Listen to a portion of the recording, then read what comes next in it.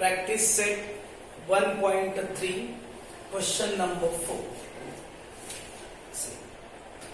You can see here in the given figure, triangle ABC is given. Listen very carefully and examine this given figure. In triangle ABC, AP is perpendicular to BC and BQ is perpendicular to AC. लक्षात आहे का बघा तुमच्या triangle ABC दिसतो तुम्हाला.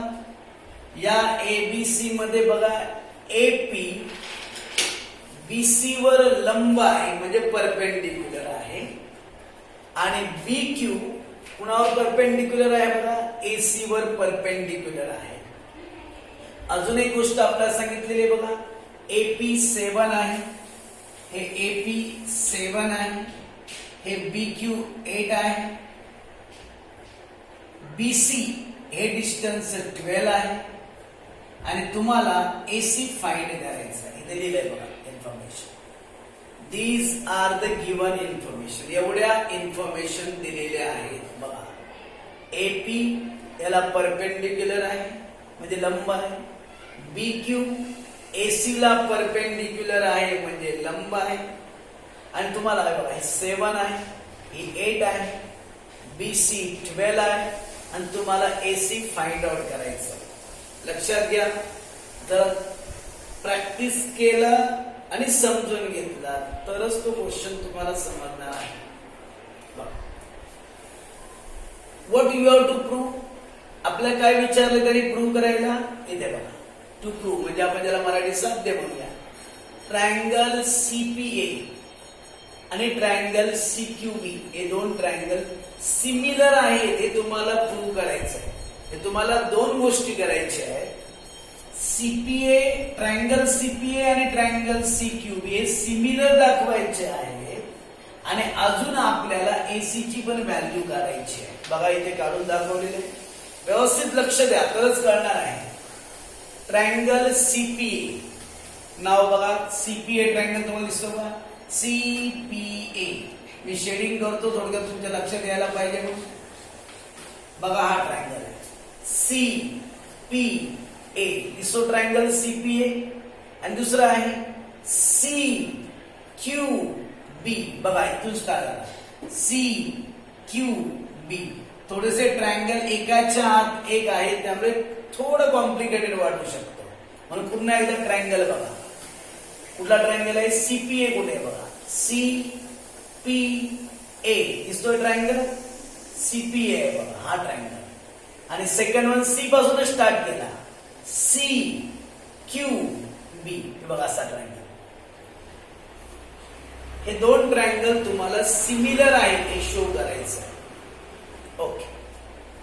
In triangle CPA and triangle CQB मराठीत लिहिलं असं लिहिलं त्रिकोण CPA आणि त्रिकोण CQB मध्ये असं लिहिलं. आपण ऑलरेडी सिमिलॅरिटीच्या टेस्ट पाहिलेल्या आहे त्यामध्ये आपण AA टेस्ट वापरलेली होती. AA टेस्ट इथे कशा प्रकारे वापरता येईल लक्षात घ्या. मला सांगा CPA ट्रायंगलचा हा अँगल हा आणि हा हे दोन्ही अँगल 90 डिग्री.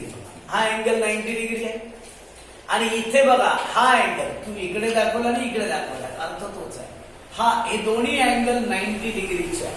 बघा नाव बघा CPA दिसतो तुम्हाला अँगल CPA आणि सेकंड कुठला आहे अँगल CQB. हे दोन अँगल कॉन्ग्रेंट सपोर्ट दिला बघा इच 90 डिग्री प्रत्येकी 90 अंश. एक अँगल झाला बघा लक्षात येते का CPA दिसतो तुम्हाला अँगल 90 डिग्री. हे दोन्ही अँगल 90 चे आणि सेम CQB हा पण अँगल 90 डिग्री एक झाला. सेकंड अजून एकच अँगल दाखवावा लागेल. पुन्हा एकदा ट्रायंगल कुठलं बघा CPA. मला सांगा याला C अँगल आहे बघा परत एकदा CPA याला C अँगल आहे आणि CQB म्हणजे C अँगल जो आहे तो दोन्ही ट्रायंगलला आहे म्हणून त्याला काय म्हणतात common angle, C angle common आहे, मग त्याचं नाव सी मध्ये ठेवायचंय. मग नाव कसं घ्यायचं? पी ने स्टार्ट करा. PCA बघा, अँगल PCA आणि क्यूचं नाव वाचताना कसं घेणार मला? सॉरी, आपल्याला दुसऱ्या ट्रायंगल मध्ये यूज करताना सी मध्ये ठेवलं तर काय बघा? QCB. QCB कॉमन अँगल सामायिक. बघा पुन्हा एकदा नाव बघा, आपल्याला मध्ये ठेवायचं सी, मग स्टार्ट करा पी. PCA त्याला सी अँगल. आता स्टार्ट करताना क्यू ने स्टार्ट करा. QCB. थोडक्यात मध्ये अँगल कुठला यायला पाहिजे? सी यायला पाहिजे. कॉमन अँगल म्हणजे सामायिक झाले दोन angle. Therefore two triangles are similar. त्यामुळे आपोआप दोन ट्रायंगल कसे येतील? सिमिलर इझिली येतील. आणि कुठली टेस्ट वापरली? AA test. का AA टेस्ट वापरली? कारण दोन angle, two angles are congruent, therefore two triangles are similar. By AA test कोको कसोटी. बघा, पहिल्यांदा आपल्याला हे दोन ट्रायंगल्स सिमिलर लक्षात घ्या. To prove two triangles similar, you have shown here the two angles are congruent. बघा, दोन अँगल आपण कॉन्ग्रुएंट दाखवले. बघा, एक हा अँगल आणि हा अँगल कॉन्ग्रुएंट होता, इच 90 डिग्री. आणि दोघांना पण सी अँगल कॉमन होता. बघा PCA सी अँगल आहे आणि QCB सी अँगल आहे, म्हणून तो कॉमन अँगल. बरं, आता पुढचं काय इझिली सॉल्व्ह करू शकता. बघा, दोन्ही ट्रायंगल सिमिलर होते. when the two triangles are similar, the corresponding sides are in proportion. बाजू प्रमाणात असतात. मास आहे CP.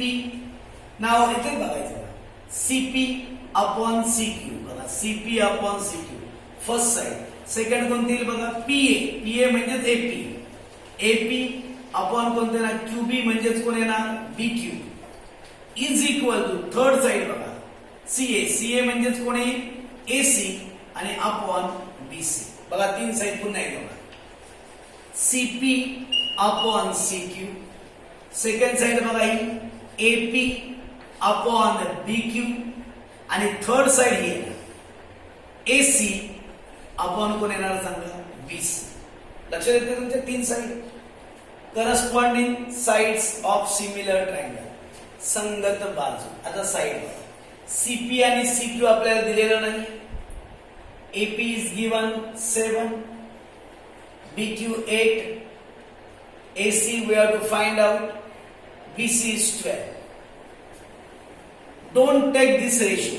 आपल्याला या रेशो घ्यायची गरज नाही, कारण आपल्याला फाइंड करायचं नाहीये. कारण फक्त हे दोन रेशो घ्या.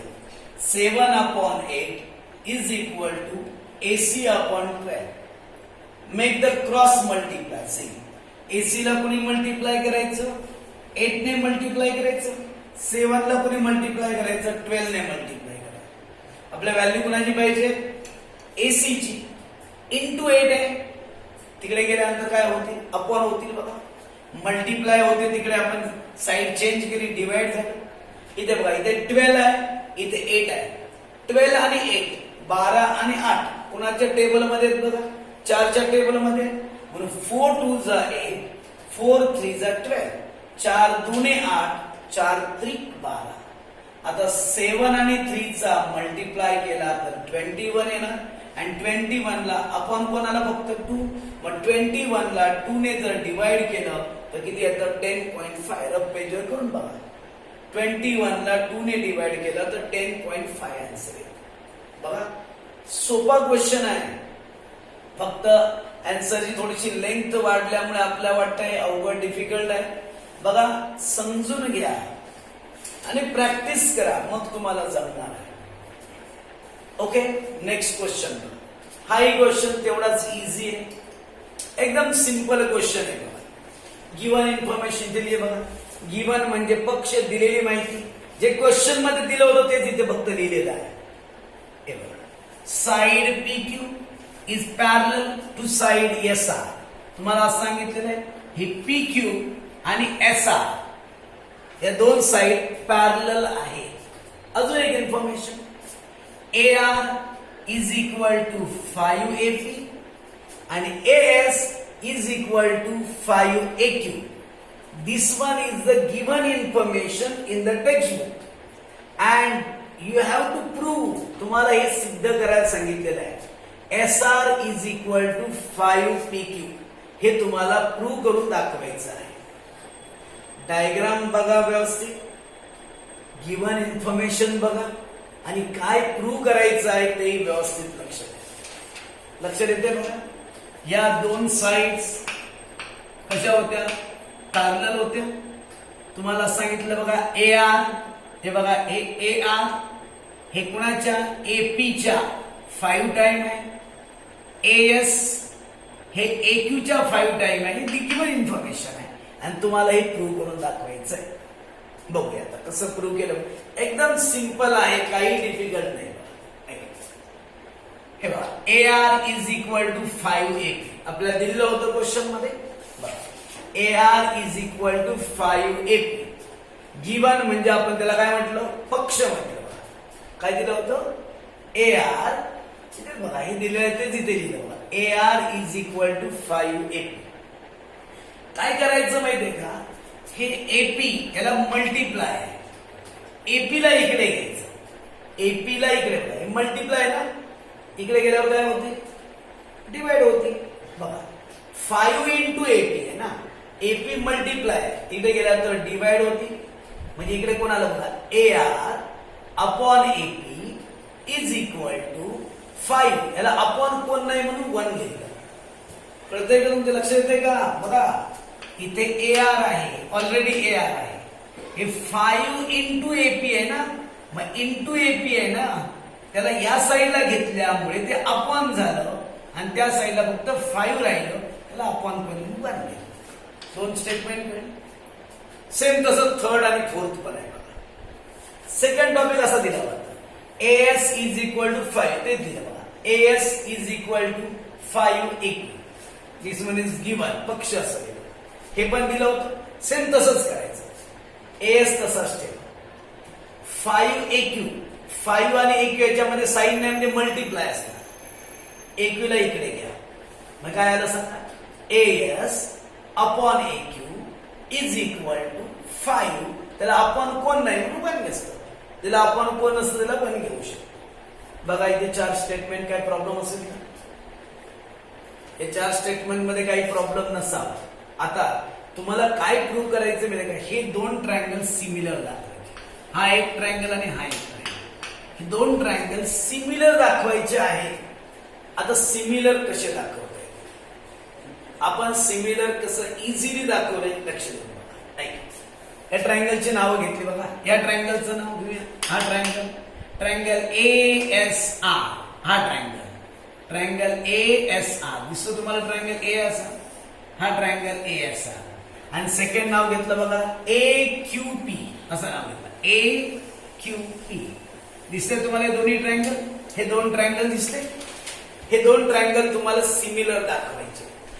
मग आता एक गोष्ट इथे लिहिली बघा. मला सांगा AR अपॉन AP व्हॅल्यू किती आहे? 5 अपॉन. AS अपॉन AQ याची पण व्हॅल्यू किती आहे?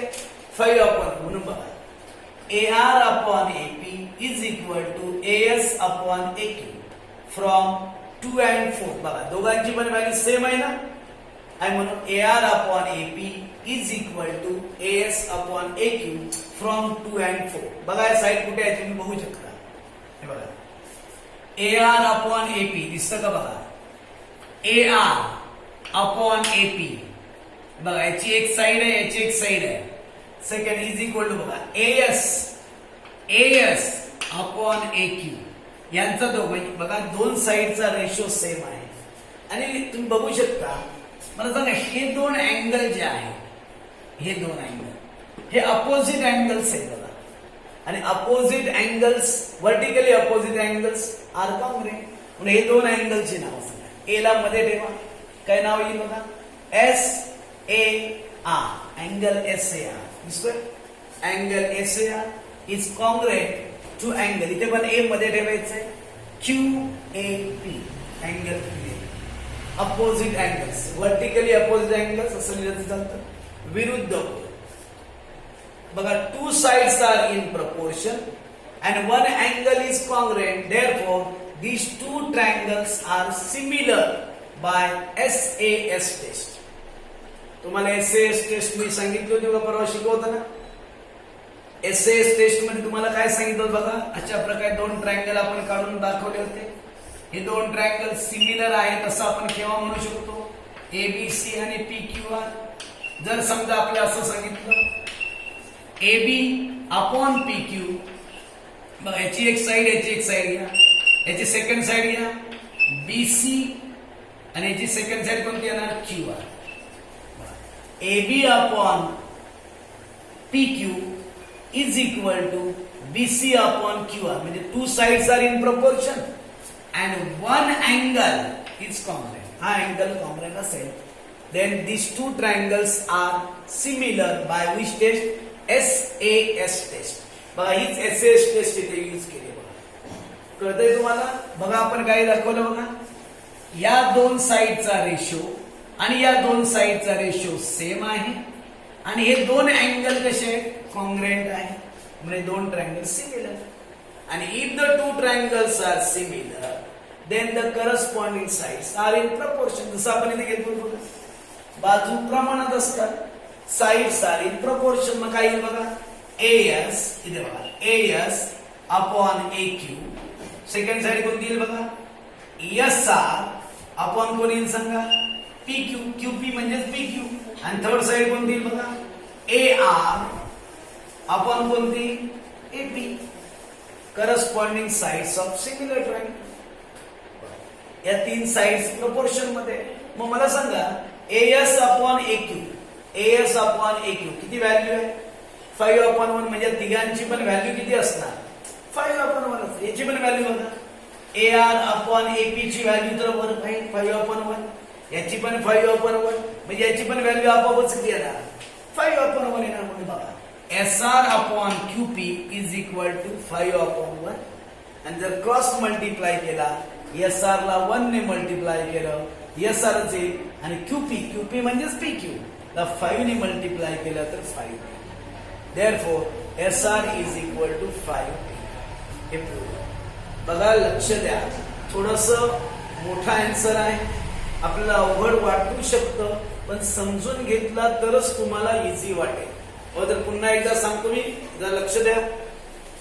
AR is equal to 5AP. आपण काय केलं होतं, AR तसाच ठेवला. हे बघा AP मल्टिप्लाय इथे घेतल्यावर अपॉन झाले, is equal to 5 upon 1. AS is equal to 5AK हा पण गिवन पार्ट होता बघा. AQ आपण इथे घेतला, इकडे 5 अपॉन 1 आलं. हे दोन ट्रायंगल आपल्याला सिमिलर दाखवायचे. ट्रायंगलची नाव बघा कशी घेतली, ट्रायंगल SAR आणि वरचा ट्रायंगल QAP. हे दोन ट्रायंगल सिमिलर. बघा या दोन साइडचा रेशो सेम आहे, तुम्ही बघू शकता फ्रॉम 2 and 4. आणि याच्यामध्ये बघा हे दोन अँगल कॉन्ग्रुएंट असणार, अपोजिट अँगल्स आहेत. आणि म्हणून हे दोन ट्रायंगल काय येणार सिमिलर बाय SAS टेस्ट. आणि if the two triangles are similar the corresponding sides are in proportion. जर दोन त्रिकोण समरूप असतील तर बाजू प्रमाणात असतात. त्याप्रमाणे बघा AS upon AQ, SR upon QP आणि AR अपॉन AP. दिसते तुम्हाला?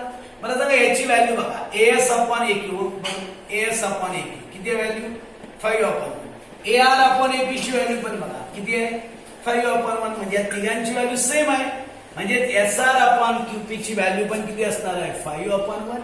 आणि क्रॉस मल्टिप्लाय केलेला आहे.